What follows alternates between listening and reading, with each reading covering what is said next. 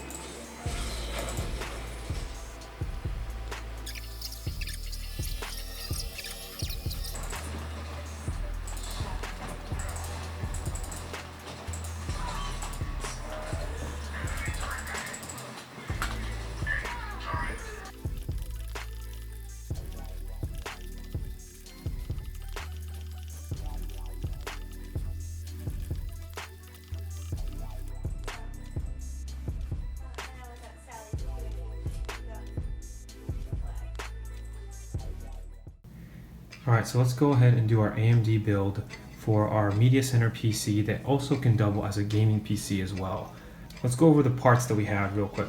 So we have the Antec case, the ISK case, we have the ITX motherboard, we have a storage drive 120 gig, 8 gigs of RAM, and we have a Zalman cooler. Now this cooler I picked specifically because the stock cooler won't work in this case. It's too big. It cuts out at about right here, and this will be protruding, so I won't be able to close the door. So, and the other item that we have is going to be the Insignia thermal paste. We'll need this because our cooler does not come with thermal paste on it. If you look at the back, all it has is a little sticker. There is no thermal paste. Sometimes you can buy a cooler, it might come with thermal paste already on it, but this one did not. Most of the time they won't. You'll need to add thermal paste unless you use a stock cooler like the one that came with the AMD processor.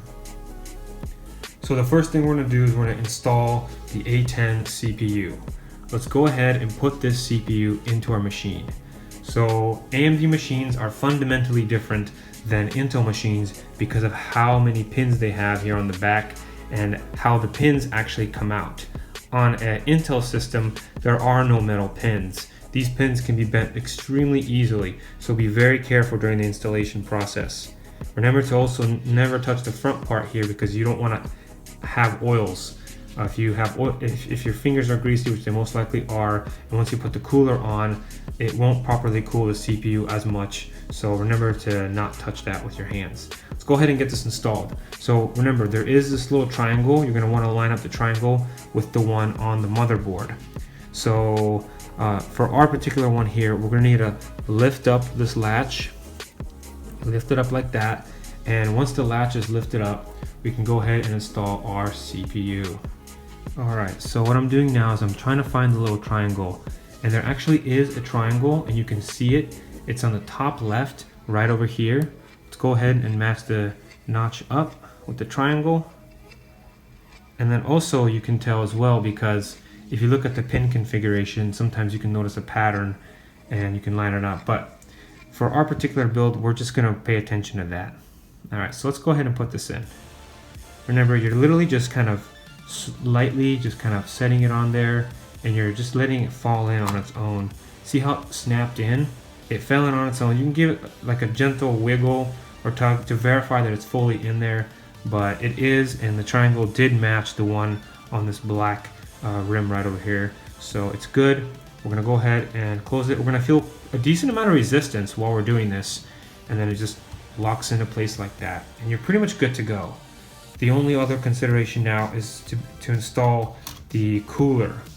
But before I do that, I'm gonna go ahead and install the RAM first. So let's zoom out here. So because this case is really small, it comes with quite a bit of wiring. Now, we're gonna wanna make sure that we can first get most of our components plugged in before we do this wiring here. Let's insert the RAM. So for RAM, it's really important to make sure that the notches line up. All right, so there's our RAM slot. Got our RAM. So if you try to plug in the RAM like this, it won't work. You'll need to flip the RAM over because of this notch right here. You see this notch? The notch doesn't line up with the notch right there. So we're just gonna flip the RAM around and we're gonna install it. There we go, flipped around. Now a really cool thing to think about is what's better, 1 stick of RAM or 2 sticks of RAM? You might hear the term dual channel. Sometimes people talk about this. Dual channel refers to having 2 sticks of RAM because 2 sticks of RAM will almost always be faster. And the way to understand this is 2 sticks of RAM is like having 2 pipelines. Also, don't forget to push these little notches up or else you won't be able to install it. Let's see here. 2 sticks of RAM acts like having 2 pipelines connected to the CPU and the motherboard. That means the data can flow almost twice as fast. Now, you won't always see a big difference with dual channel RAM, but having 2 sticks, if you can buy 2 sticks of 4 gig instead of 1 stick 8 gig, you should do that by all means because it'll almost always be faster in most instances. So once you snap one end in, you want to snap in the other. All right, we got one end in. Now we're going to do the other. All right, it's in there. Okay. So now that we have those 2 parts in, we're going to go ahead and install our heatsink. Be sure to remove this protective cover here, and remember, don't touch it because oils on here are going to ruin the connectivity. The reason we have the thermal paste is so we can properly connect the heat transfer from the CPU to the cooler, and so the cooler's fan will spin, the air will flow through the metal prongs, and then it'll cool the device. I actually did come in contact with this front part with my finger a few times. It's not the biggest deal, but I'm going to go ahead and wipe it down with some alcohol before I apply this because I want to make sure there's no grease whatsoever because I want the maximum cooling effect. Since this is a CPU that has a GPU built right in, it's a big deal. The temps will matter, so you're going to want to make sure everything's properly cooled. Alright, so here I have a microfiber cloth and some 70% alcohol. I'm just going to dab this in here real quick and then I'm going to rub the CPU down. Make sure it's dry and it's going to really clean it up and make it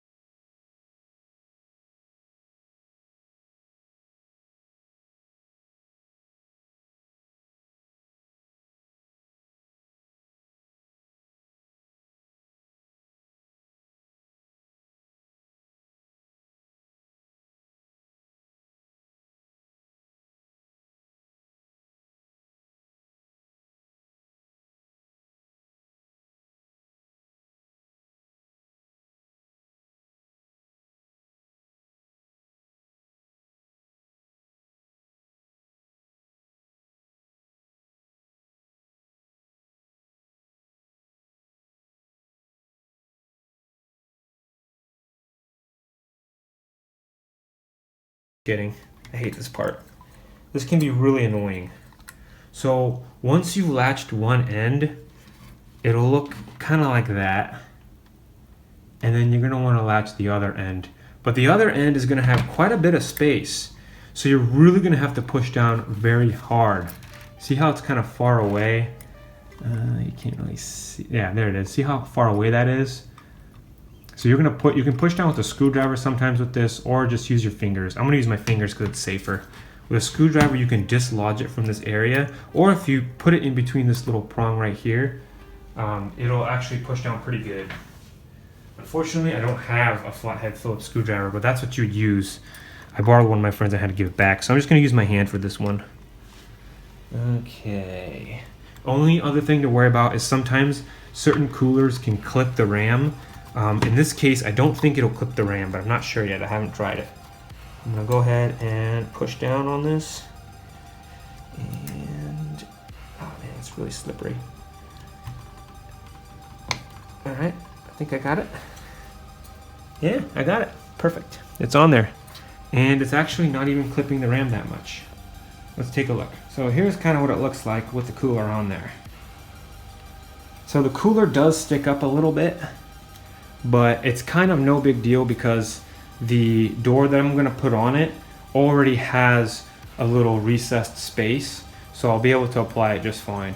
All right, so a lot of these important connectors are wrapped, so we're just going to unwrap them. If you want to understand how to connect these particular connectors, like the USB, the audio, the HD audio, and the power switch and power reset and HDD, skip to the portion of the video that has this done on the bigger motherboard. It's much easier to see on the bigger motherboard than on the smaller ones. So just go ahead and skip to that, and then you'll know how to do it. Same thing with installing the motherboard. To install this motherboard onto this system is the same thing. You find the screw holes, you line them up, and then you just screw them in with whichever device you want to use, and then yeah, you're just good to go after that. So on the smaller case, to install the hard drives, you're going to need to actually remove the back panel here to do so. So we're going to go ahead and remove that. I already removed the screws from the sides here to easily access it. And you're just going to slide it in here. Kind of slides in like that. And then you'll want to connect the power connector here, and then the data transfer connector there. Is to just remove this bracket here before installing it. So I'm just going to go ahead and remove that.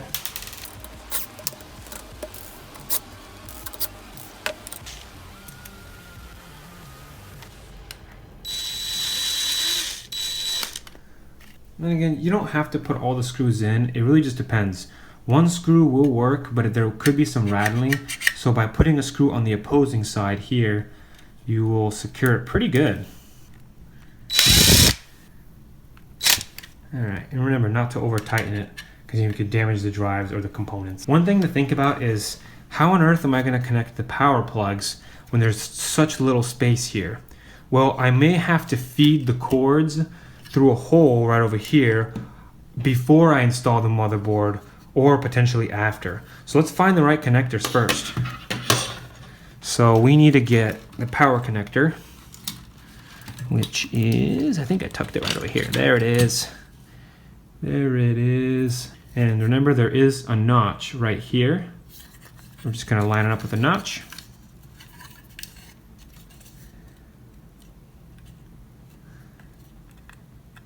You could connect it now, but I actually have to feed it through this hole here.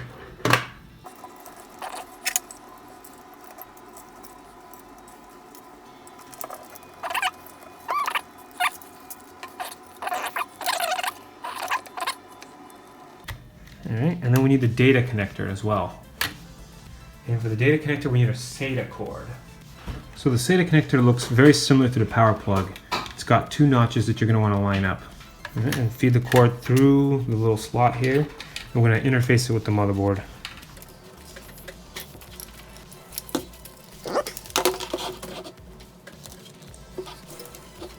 Usually the SATA data connections will be on the perimeter of the motherboard, perpendicular to the back input outputs panel.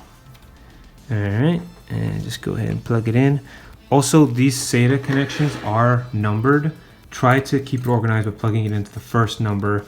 If you plug it into like the fourth one, I think it sometimes takes longer to load, which is kind of the only downside. Alright, and on this motherboard, I can't quite tell which one it is. Sometimes they're labeled, but sometimes they're very hard to tell. Okay, I do see there's an indicator here. Let me zoom in and show you what it looks like. So you see where it says SATA 1, and SATA 2, and SATA 3, SATA 4? So it looks like number 1 is the furthest away one right here.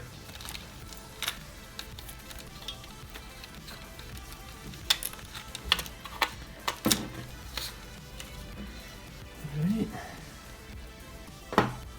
Plug it right in. There we go. Plugged in. Alright, now that everything's plugged in, I'm going to secure the back plate.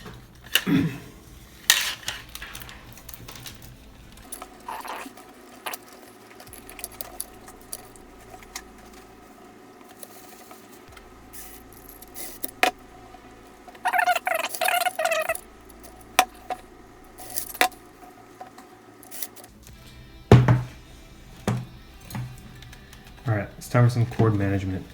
I'm going to push this through here. I'm going to use some zip ties to tie up the cords. Also some Velcro straps, which are very useful. Let's take a look. Let's plug in the CPU fan. So usually the plug for that, you'll see 2 of them and they'll have these little notches. Sometimes they look white, but just look for the ones that have the notches and then you should be able to plug it in. There should be 2 right over here. Yep, I do see them. Let's get those plugged in. Alright, I think what I'm going to do is I'm going to wrap this cord around the actual heatsink. That way there's no extra dangling cords. Alright. Alright, looks like I'm not going to be able to. I think the heatsink's clipping it. Yeah, there we go. Got it. Perfect. Just enough room for it.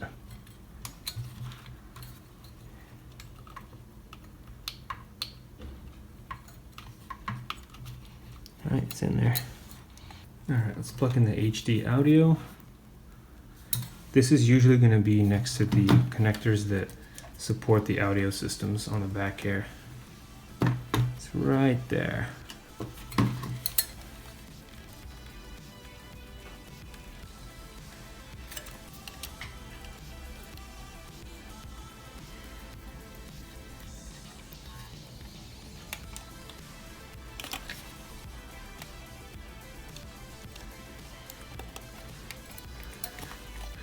Alright, that's good.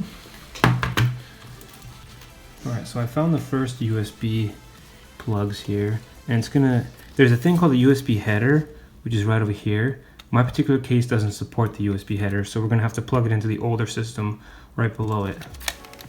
They're usually right next to each other, and when you get close enough, it'll actually say USB on it. Let me show you what I'm talking about. See how it says USB right over there? It says USB 1. I'm not sure why there's a J next to that. If anybody knows why, just let me know in the comments section below. Right, it's in. So I've discovered something pretty annoying about this particular case and the motherboard combination. So the case is old and it supports these older style plugs that don't go into the front right here. And because it only has one USB 2.0 connection below, I don't have it for the other one, which means some of these USB ports are not going to be working. Probably the bottom ones or the top ones won't work. However, because the system is small, it's not going to really matter because I'm going to have working USB ports on the back side. There's going to be 4 of them, so either way it's going to be fine. It's just a little annoying thing that happens sometimes with cases. They just sometimes don't work good with the motherboards, or the motherboards don't work good with the case, or vice versa. Just be prepared for that. The thing that I had the most problems with as a kid when learning how to build a PC are these front panel connectors here. There's the power switch, the hard drive LED, and then there's power LEDs as well. So the LEDs actually aren't as important. What they do is they just show that there's either hard drive activity going on or that the system is on. I always plug these in last because I really don't care about them as much. Plus the flashing lights at night could be kind of annoying. So let's do the power switch first. A cool thing to know about the power switch is it doesn't matter which way you plug it in. You can plug it in like this, or you can plug it in flipped over. Either way it'll work. In fact, if you have two conductive surfaces and everything is plugged, let's just say your whole system's done, you can literally just touch the motherboard with a conductive surface like this in the area that has the power switch, just like that, touch it, and if you connect both, the whole system just turns on. So with this, it doesn't matter how you plug it in, it just connects both connections basically, and then links it up to the front button, so when you push it, it'll actually start. Let's go ahead and get this plugged in. Alright, so it looks like I can't locate the front panel header. That means I'm literally going to have to look in the motherboard manual, because I can't see it anywhere here. I have no clue. I looked at the top, the left and the right, bottom sides, I just can't find it. It's very possible that the heatsink could be obstructing it, and I may even need to remove the heatsink to put this back on if I can't get my hands in there. It's so tight. Hopefully it's not going to come to that. Alright, so here's the booklet. We're looking for the front panel header. Okay, let's see here. I have to look through the index. So we found the front panel for audio, but we need the headers. That's the part that's going to allow us to turn the computer on. Expansion connector, we've already got that connected. There it is. Now, I thought that this booklet would show us directly where it is on the motherboard. Unfortunately, it doesn't show that. So we're going to have to try to find this type of connector that's missing a slot, and then we're going to have to find the right configuration with these header connectors. So let's just go ahead and do that now. This will be useful for when you're trying to find it. It says JFPI. So I'm going to have to find the one that says that. P1 actually. All right, I actually found it. What do you know? I think this one here, yeah. So from the looks of this, I'm going to need to plug in the power switch right next to the pin that's missing. So let's do that.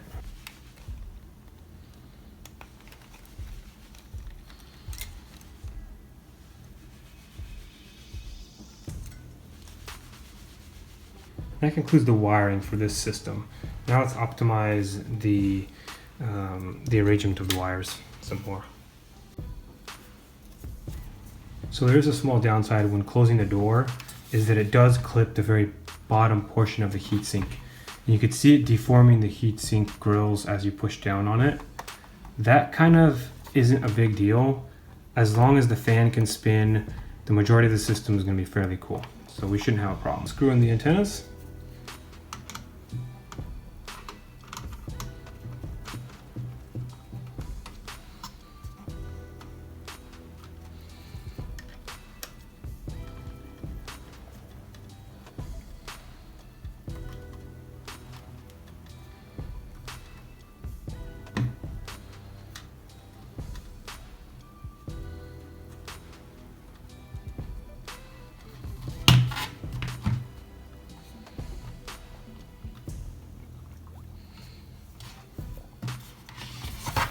Looks kind of like a router. Actually, it's about as big as a router. Now the last thing you don't want to forget to plug in is the 4-pin power connector. We have it at the very bottom here, and I just tried to run the system and nothing was booting, and I actually forgot to plug the 4-pin power connector in. It kind of looks like the 4-pin PCI Express connector, except this one can only go into the motherboard slot. You also have the 20-pin at the very top there as well. It looks like that there. Once you've plugged those in all the way, the system should have enough power to boot. The downside with these plugs though is that they're extremely hard to plug into the motherboard. You have to push really hard. And my system wasn't booting because I had like a little crack, a visible crack in here where it wasn't pushed in all the way, so I had to push it in all the way to make it work. So don't forget about your 20-pin connectors and then the extra 4-pin power connector as well. And once you get those in, your system should boot pretty good. So with proper cord management, you can really clean up the look of the PC. And now we really just have a whole lot less clutter. We can actually access these back panels here and not really have a lot of trouble moving around. The only last optimization that I'm going to do here is with the heatsink. So because the heatsink slightly clips the bottom of our back plate here, as you can see, put this back on here and then it clips that part. I'm going to use some pliers to bend it. Now what I'm going to do is I'm going to bend it in a particular way where I'm going to keep the same type of airflow and the same distance, so they're equidistant but they still cool properly.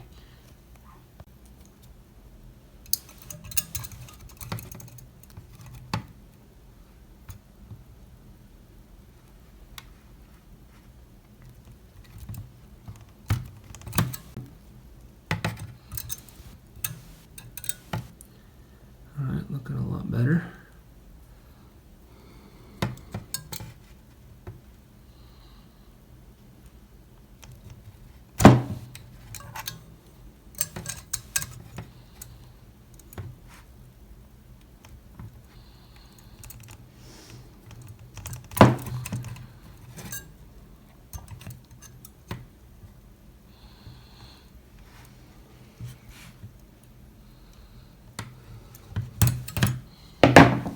Alright, so I've completed the modification and the pins are now properly bent. Let's have another look. See how it pops up. There's still a little bit of pressure on them, but at least this way we can have it close without too much flex. So there's what it looks like. So you can see that there's still spaces in between for the air to flow. Of course, it's definitely not a perfect job, and it could be done better if you take more time to do it, but this should be enough to still cool the system properly while also still being able to close the door on the system.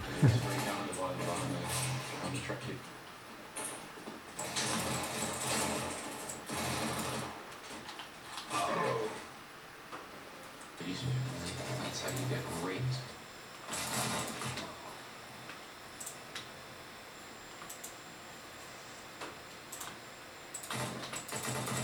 Hey, we're not in a good situation right now.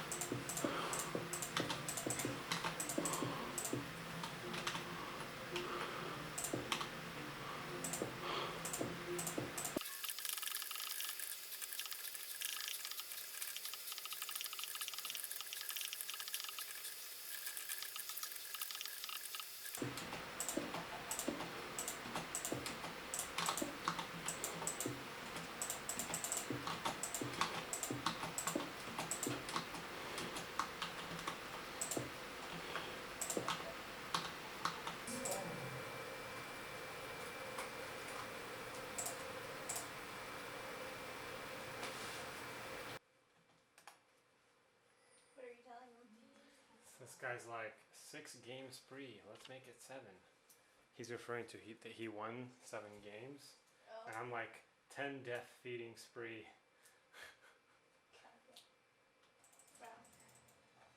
And I was at Sally's too. I could easily gotten some wax.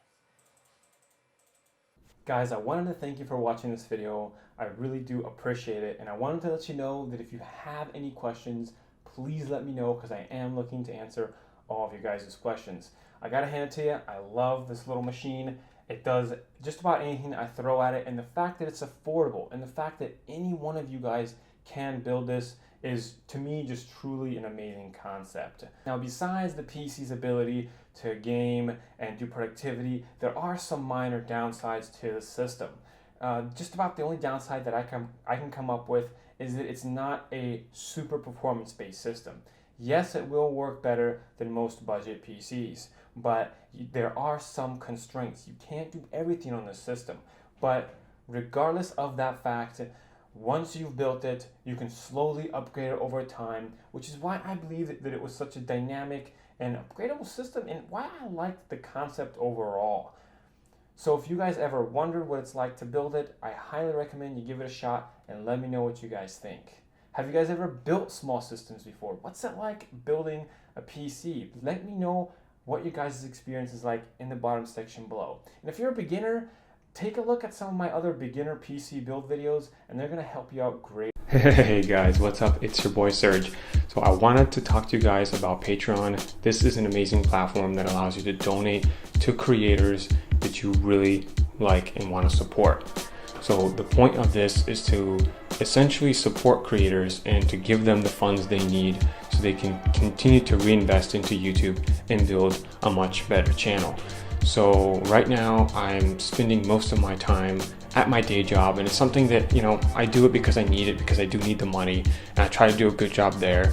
But my actual dream is to be the YouTuber, to do a really good job on YouTube, and to do that I'm gonna need to increase the video quality. I'm gonna need to make better sound, better video content. I need to spend more time, and I can't really do that unless I have a day job. Now the thing is, if I can get a certain amount of you guys to donate, I've done some calculations, about 3 to 5% of you, if you guys can donate and pledge support of $1 or $2 or more, I can seriously quit my job overnight. Now, the reason for this is because there's about 10,000 of you, so not a lot of you have to donate. But the thing is, it does go a long way, because I've already spent thousands and thousands of dollars and countless hours on developing the channel idea, you know, creating the thumbnails, creating the video, and replying to your guys' comments, because I do spend about an hour to 2 hours every day replying to your guys' comments alone. So I really hope you do consider this as an opportunity to help develop the channel. Any of you who are donating to the channel, pledging support, I will have direct contact with you guys, so that'll take priority over normal questions on YouTube. I'll always answer your guys' questions first. So that to me is really exciting, because that shows that you're a super fan, that you really do care. I'm also going to be allowing you guys to really have your hand in the development of the channel itself. So are you looking for me to expand the channel? Do you want me to create more, HP videos as opposed to Alienware videos? What kind of videos do you want me to create? I'm going to stay in complete contact with you guys. So thank you for watching, guys, and I hope I could convince you to pledge your support. I'll see you guys in the next video. Cheers.